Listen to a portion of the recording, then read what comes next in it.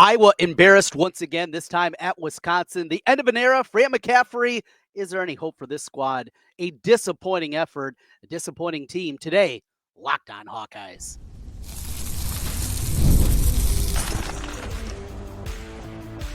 You are Locked On Hawkeyes, your daily podcast on the Iowa Hawkeyes. Part of the Locked On Podcast Network, your team every day. Hey, welcome in. I'm Trent Condon, and this is the Locked On Hawkeyes podcast. Thanks for making Locked On Hawkeyes your first listen every day. We're available wherever you find podcasts. You can also watch us on YouTube. While you're there, make sure you hit the subscribe button. Helps us get in front of more Hawkeye fans. Today's episode is brought to you by FanDuel Sportsbook. The NFL playoffs are almost here, but it's not too late to get in on the regular season action Week 18 with FanDuel, because right now, new customers can finish the season strong with $250 in bonus bets if your first $5 bet wins. Visit FanDuel.com to get started. Well, that sucked. That effort from the Iowa men's basketball team was pitiful. It was embarrassing, and I am ready for a change. Look, I think if you've been with us for a while, you know me. You've been listening to me for the last 2 decades on radio or here the last couple of years on the podcast side of things. You know that I like to take a more all-encompassing view. I don't want to overreact. I think that at times us as fans don't realize, as Hawkeye fans, how good we have it. And we want more. And I understand that. And I want more. That's not to say that. But that when you look at things and you have that more big picture view, the day-to-day, game-to-game freak-out factor, I try to stay away from. That performance, though, against Wisconsin was as bad as I can remember in a long, long time. Go back to, was it year number 4 of Dr. Tom, and at the end of the season, they were just getting run out of the gym. Was that the 91 season, I think it was, 92, right in that range. It's just awful. It was dreadful. And they were giving up 115 points a game over like the last 4 games of the season. It was really bad. And you've had the Todd Licklider era, which is just brutal, bad basketball. But to see this, and it all encompasses now, here we are 15 years into the Fran McCaffrey era. Fran's done a good job. Look, Iowa basketball is not Iowa football. Iowa basketball is not what it was as a job in the 1980s. Iowa basketball is not what it was as a job in the 90s and the 2000s. Iowa basketball is looked nationally very poorly. And the dedication that has been put in, the amount of money that has been put into the basketball program falls well short of many of their brethren. Waiting for a practice facility to be built, renovations to Carver-Hawkeye Arena, all the things that need to be done to compete at this level, Iowa hasn't been able to willing to do it because the investment has been on football. And I think most people would argue, well, that's the right way to invest. That's what makes the most money. That's the direction to go. But that aside, Fran's been here 15 years, and he got this program back to the level that Dr. Tom had it. Yeah, you remember maybe 86, 87, year number 1. Remember, that was George Raveling's recruits that he was able to do that with. And George Raveling with a little bit of help from some guys in Michigan, that aside. And then, after BJ and Roy and Ed, that group moved on. Iowa was a bubble team, a fringe NCAA tournament team, would win a game in the tournament, and that was it. And his final season, yes, they beat Arkansas in the round of 32 and got to the Sweet 16 and had put up a hell of a fight against UConn. But that's the last time we've seen a team in the Sweet 16, 25 years ago. And, well, now it's 26 years ago. Jeez. It's been a long time. And you look at the programs that made Sweet 16 since then, and it gets even more frustrating. But Fran had brought the program back to that level. They just didn't have the success, the winning that second game to get there. And I was continually, wait. And then even with this year's team, I saw the athleticism of Seydou Traore. I saw what a baller Drew Thelwell can be. You see the defensive numbers that had improved until the matchup against Wisconsin. You saw all these things, and it gave me that glimmer of hope that this one was going to be different. I was dead wrong. It's the same thing. That's on me. God forbid I actually try to be optimistic, right? For fandom. My fandom's not very fun. I haven't seen a championship in a long time. 1991. I'm a Bears fan. I was in kindergarten, 1985. I'm a Twins fan. I was 11, 1991. Timberwolves, never. Hockey, Minnesota. Don't like the Wild name, but they should be the North Stars, that aside. And then the Hawkeyes. And we know the highs and lows, but God forbid I be optimistic that I actually have hope for a team. And not hope that they're going to win a championship, that they're going to win 2 stinking games in the NCAA tournament. No. The defense is hideous. The offense is inconsistent. Your most talented offensive guy, Josh Dix, isn't aggressive enough. The guy that's too aggressive is going through something right now in Peyton Sanford. Just on and on and on. This team. And to not have, I guess, the moxie to just take it in that fashion lying down. The guys are going to have bad games. You played any level of athletics, you know there's just those moments where it's not going well. Doesn't matter how good or bad your team is. There are just those times that it's not going well. And that was Iowa last night from about the 8-minute mark of the first half on. It just wasn't their night. But where's Fran? Where's the guy that we got? The guy that had to fight and claw and do everything possible for his team. Where is he? I mean, is he mentally checked out? Is his heart and mind in Indianapolis already because his middle boy's there and his youngest son's going there? And his oldest son and his assistant there? Does he want to be here anymore? Because I saw a guy last night that was checked out, that didn't care. And that's disappointing.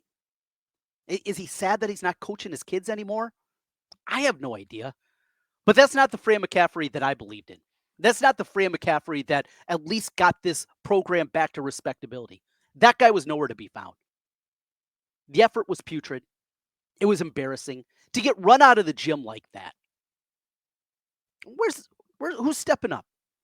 Where's the tough guy? Where's the guy that's saying, no, we're not doing this? Where's the guy that's going to take control? Well, it's not on the bench right now with the coaching staff, apparently. Because Fran looked checked out. So I guess it's up to the players. And it's up to the players now to respond. Because this thing is teetering. And this thing can get ugly in a hurry. Owen Freeman on the open market, that dude's going to make money. Josh Dix on the open market, he's going to make money. You look at next season, and you look at the future of this program, who is next? I think it's a question we need to start getting into. We'll get into the game a little bit more. The end of the era for Fran McCaffrey definitely feels that way. Just a pitiful performance. We got more on this one, a little more basketball talk for you also coming up as we will talk about the women's basketball team. They got undefeated Maryland coming to town on Sunday evening. Should be a fun one at Carver-Hawkeye Arena, 5 o'clock tip-off for that one. We'll break it down a little bit, get into the matchup. I'll look back at the just deplorable effort against Wisconsin, plus a little football talk. Mark Gronowski, is it going to happen? As we continue, this is Locked On Hawkeyes. Today's episode of Locked On Hawkeyes is brought to you by the FanDuel Sportsbook. Well, the NFL playoffs are almost here, but it's not too late to get in on the regular season action with FanDuel, America's #1 sportsbook. Because right now, new customers can finish the season strong with $250 in bonus bets if your first $5 bet wins. FanDuel has so many ways for you to pick up a W. I love betting on which players are going to score a touchdown. Anytime touchdown, simple as that. Or you can even bet who's going to score the first touchdown of the game. See those odds increase a little bit more. A great futures menu and all the games that you can imagine. Men's and women's basketball, they got you covered there. Of course, the NFL and a whole lot more. Just visit FanDuel.com to join today. That's FanDuel.com. for your chance at $250 in bonus bets. Make every moment more with FanDuel, an official sportsbook partner of the NFL. Trent Condon back with you again, Locked On Hawkeyes. Thanks for being with us. And mention Mark Gronowski. Going to find out apparently maybe Saturday. We're going to find something official on that front. When it happens, we'll be back with you with a reaction to that. Mark Gronowski, if he does make the commitment, going to change certainly the fortunes of Iowa football. Let's get into the nitty gritty of last night. It was rough. 116-85. So we talked about big picture to kick it off. Now, this game individually. In a game where you score 85 points, You score 85 points against Wisconsin, you should win. 95% of the time, 98% of the time. Didn't happen here. Wisconsin came into this game, we talked about this yesterday, not shooting the ball real well from the outside. Outside of John Tajay, this team was not shooting the basketball well.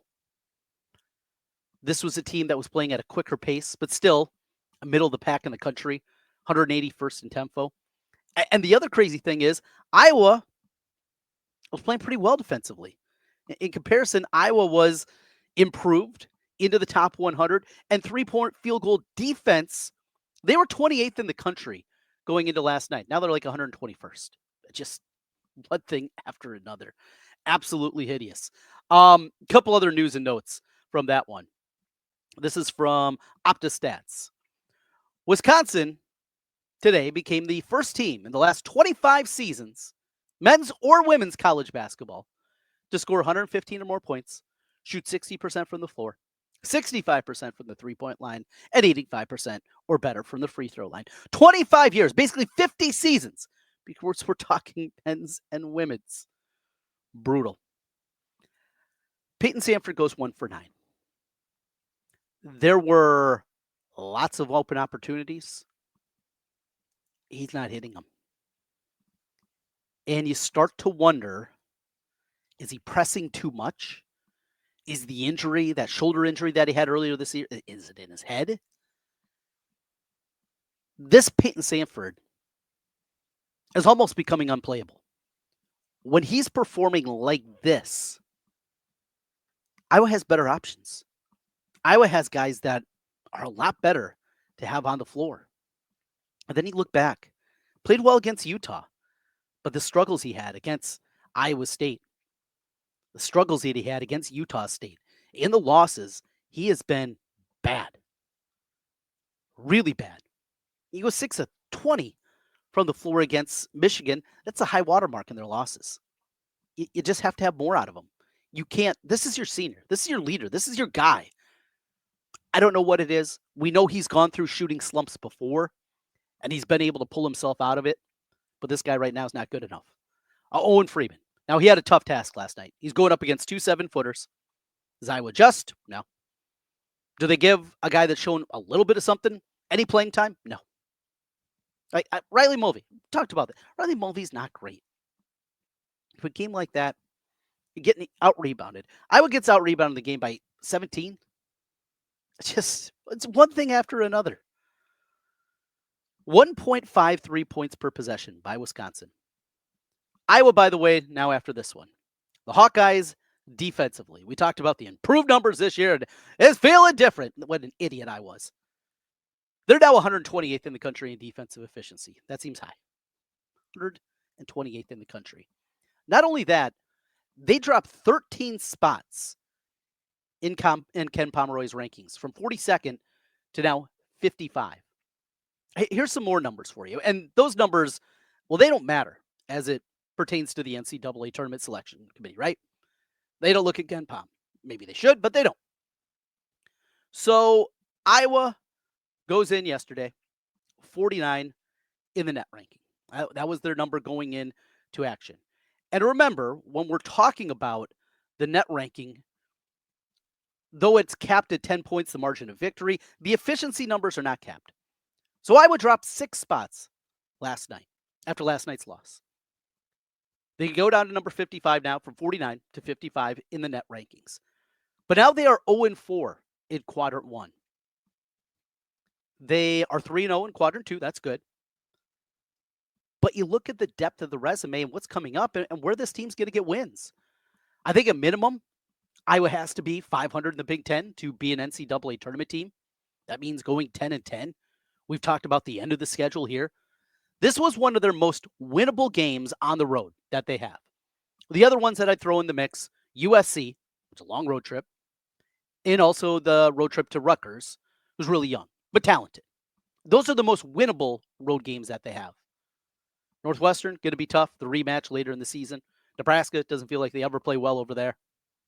Look at some of the others. There's not a ton of winnable games on the road. This is one of them, and he got blown out of the building.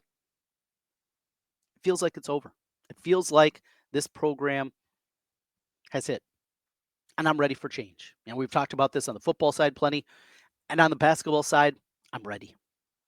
Will the next coach be as successful as Fran McCaffrey? Who knows? But I think we've seen the upside. We've seen the ceiling, and they keep hitting their head on it. Entertaining? Sure, offensively. But another component to this that leaves me frustrated is these are the same conversations that I've been having for the last 15 years on Fran McCaffrey and his program. We have been talking about these things year in and year out. The lack of defense, the lack of rebounding, the way that their program is built, lack of athleticism, those kind of things.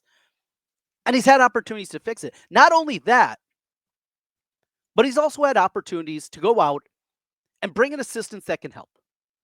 Bring in an assistant coach that is actually going to be able to teach. I bring up the example often when Luke Yasnich went to Michigan, when Beeline was there, and very quickly transformed what they were on the defensive end of the floor. They went from a team that played 1-3-1 defense terribly. You get corner threes against them all the time. And within a year, they're one of the best defensive teams in the country. Now, some of the players that they had helped with that, no doubt. But you had somebody willing to put in the time, put in the philosophy that we're going to put in the work on the defensive end. And Iowa just doesn't. Fran is unwilling to do it. So he's shown us who he is. And it's going to be up to Beth Getz now to make the determination. Even if Iowa does get back to the tournament, even if Iowa does win a game in the tournament, that's not good enough. And you're going to lose guys, you're going to lose players, but that is the reality. You see the attendance. You see the embarrassing nature of what Carver-Hawkeye Arena, not for wrestling, not for women's basketball, but for men's basketball was. And for old guys like me and old guys like you, you knew what Carver meant. You know what the Fieldhouse meant before that. You know, I think of some young guy that I work with, Lucas Strain, just graduated from Iowa. Work with him over on the radio, on the Iowa Sports Radio Network. And I was talking Iowa basketball. He has very little recollection of even the Todd Licklider era. Like, all he knows, really, is the Fran McCaffrey era. And think of the number of people that we've lost. Think of the number of fans that haven't seen success. We're talking about people now that are in their 30s that maybe have a vague recollection of a Sweet 16. How many people have checked out on Iowa basketball? I don't know how much worse it can get in terms of where the fan perception is, but people don't care. People have checked out. It's time for a change. Fran McCaffrey's unwillingness to change is leading to Iowa having to make a change. That's where we are.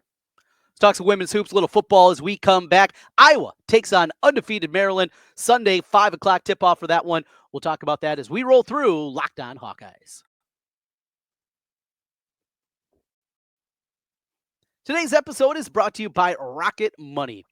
Well, Rocket Money, they can help you in so many ways. The biggest, though, finding subscriptions that maybe you forgot you were paying for. Happened with me. I had a few subscriptions. I forgot about them completely. Didn't even realize that I was still paying for them. And Rocket Money made it easy to track them all down. It's like having a personal assistant for your finances. Rocket Money is a personal finance app that helps find and cancel your unwanted subscriptions. It also monitors your spending and helps lower your bills so you can grow savings. It brings everything together in one place, whether it's subscriptions, your spending habits, or even the goals you want to hit this year. Rocket Money has over 5 million users and has saved a total of $500 million in canceled subscriptions, saving members up to $740 a year when using all the app's premium features. For me, I love that subscription tracker. Using it, got a couple of subscriptions that I forgot about, canceled off there. I wasn't using them anymore, and it's already saved me a ton. Plus, their goals feature, I've been able to automatically set aside money for my future. No more stressing about budgeting every month. Cancel your unwanted subscriptions and reach your financial goals faster with Rocket Money. Go to rocketmoney.com/lockedon today. That's rocketmoney.com/lockedon. rocketmoney.com/lockedon.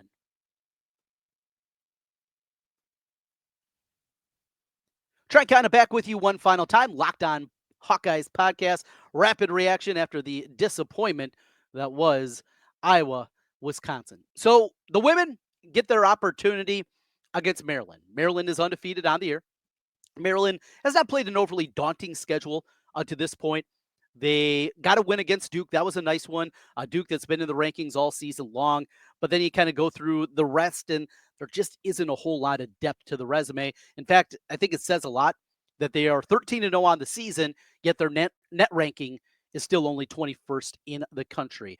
They have played 3 road games this year, but that is really all that's on there. Beat Syracuse, who is down a little bit from what they've been in the past. Got the road win against Purdue earlier this season, and had a nice win, though, recently against Michigan State and Rutgers, their last 2 times out. Both those games were at home as we get back into Big Ten play.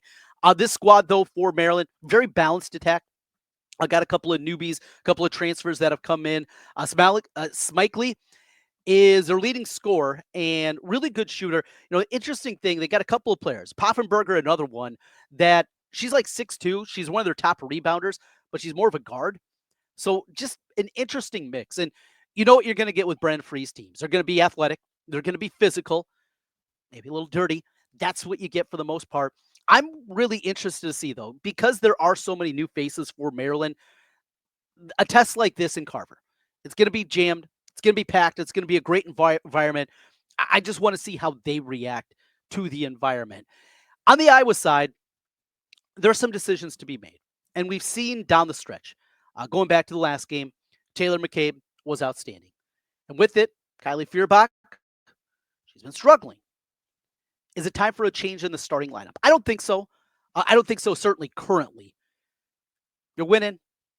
You're feeling like I think they have kind of their rotation down. And we've seen these freshmen more and more be able to go out there and be really comfortable, even playing in the fourth quarter. You have to be incredibly excited. Iowa got off to the slow start in the first quarter, was able to battle back right away. But McCabe hitting shots. And the thing that I'm really enjoying about Taylor McCabe is she is proving to be more than just a three-point shooter. Now, that's still her game. I mean, that's a number one, but you can see that there's a better effort on the defensive end of the floor. I think you see that a part of the game from her, that she's out there giving that kind of effort on that side. And then, yeah, she's looking for a shot, but also understanding how to quickly swing it. It's not there, and she doesn't need much room to hoist and get a three-pointer up, but moving the ball much quicker than what we've seen in the past. Feuerbach's going through a bad stretch right now. And also Sydney Falter. I wonder about her, coming off that injury, the surgery that she had before the year. She doesn't look completely right. We saw her play so well down the stretch last year. And really, the last 4, 5, 6 weeks of the season, she ascended in a big-time way. I mean, she really stepped forward, but she was still doing it as the third, fourth, sometimes fifth option on the floor. This is different. I think scouting reports are much different on her, and some of the things that she was able to do in the past just aren't there. Finally, Lucy Olson has struggled the last couple of times. I think it also goes to show us just remembering how special Caitlin was, because Lucy Olson has a couple of bad games, and we're never used to that. Caitlin would always bounce back. If there was a poor game, and it was a rarity in its own right, that she'd bounce back. This is normalcy, right? Players all over the country, really good players like Lucy Olson, they go through a stretch of a couple, 3, 4, sometimes 5 games where they're not playing well. Let's hope that's not the case and she bounces back, because they're going to need her. They really are. And the physicality that Maryland's going to play with, they're going to bring a lot of pressure. Brenda Freese's team, they will do that. Even if it's not full court pressure, they will pressure you with the basketball. Turnovers have been an issue all year long. I don't love the matchup for Iowa, but I love that they are going to be home. Should be a really fun one. Looking forward to it. Again, 5 o'clock tip-off for that one. If you got tickets, I think you're going to be in for a treat with Maryland coming in. That will be also on BTN, regular BTN, not BTN Plus, which is great. Nothing like that. That'll be a good one. As mentioned, coming up here as we're sitting on a Saturday morning, there is some potential news on Mark Gronowski on the football front, potentially a commitment. Sounds like a good shot of it, but we'll see.